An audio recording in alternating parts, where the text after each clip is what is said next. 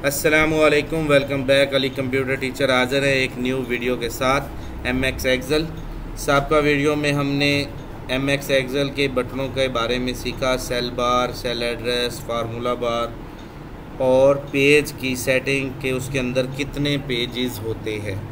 आज हम सीखेंगे इसके रोज़ कितनी हैं, कॉलम कितने हैं, इनका तारुफ सीखेंगे, समझेंगे कि इनमें कॉलम में कितने सेल होते हैं, कितनी रोज़ होती हैं, उसके बारे में हम सीखेंगे।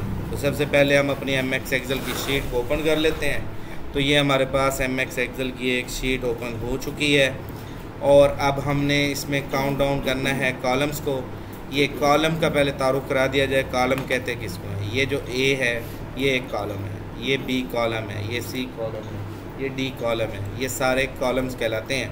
तो ये आप एरो की, ये जो माउस के साथ कीबोर्ड पे एरो कीज़ हैं, इसकी मदद से भी आप नेक्स्ट करेंगे तो ये चल पड़ेंगी। ए चलेगा, फिर ए बी चल पड़ेगा, सी ए डी ए, यानी कि ये तकरीबन 16,384 कॉलम मौजूद हैं।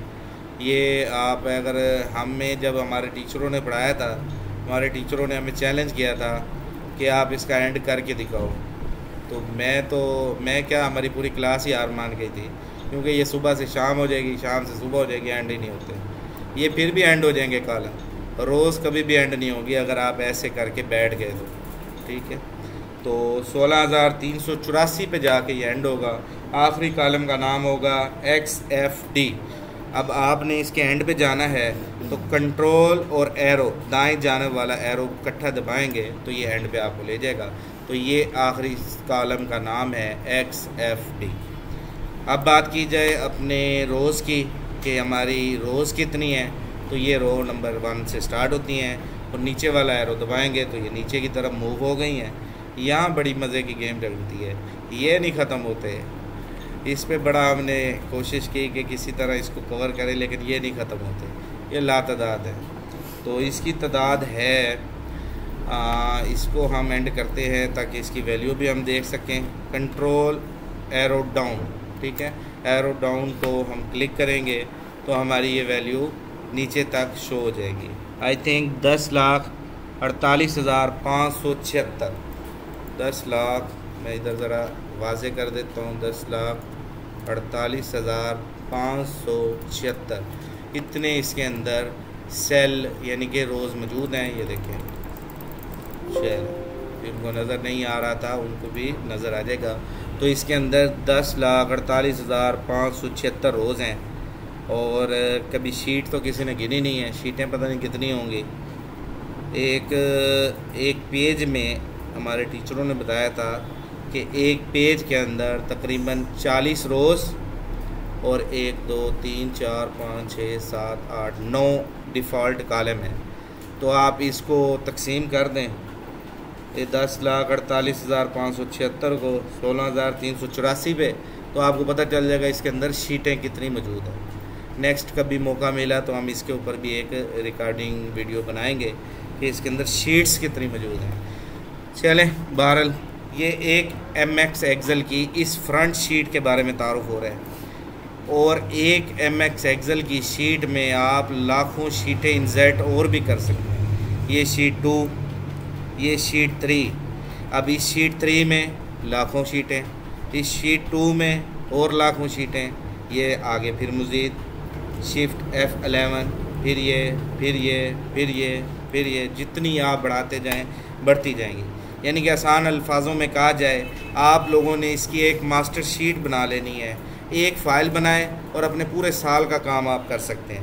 यहाँ पे आप लिखें जनवरी के जितने भी दिनों की शीट बनाना चाहिए, या फरवरी, मार्च, अप्रैल, मई, जून, जुलाई, अगस्त, 12 शीटें बनेंगी।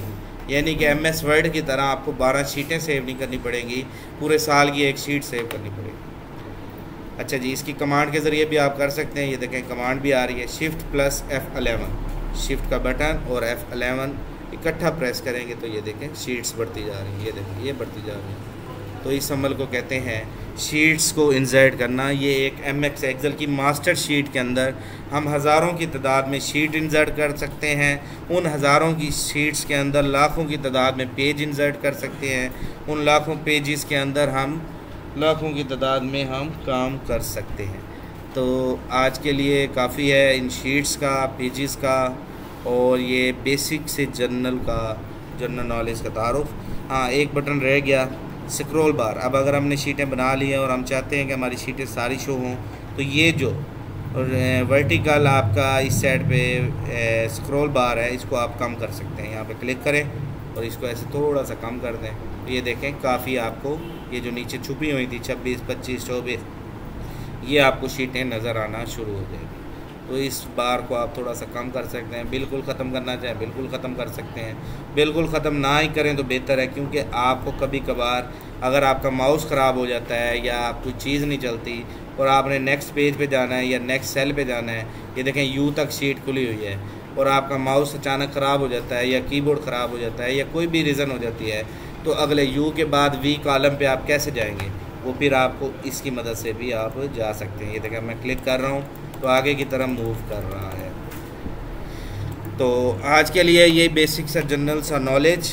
तब तक के लिए इजाज़त। Ali computer teacher from Bahawalpur.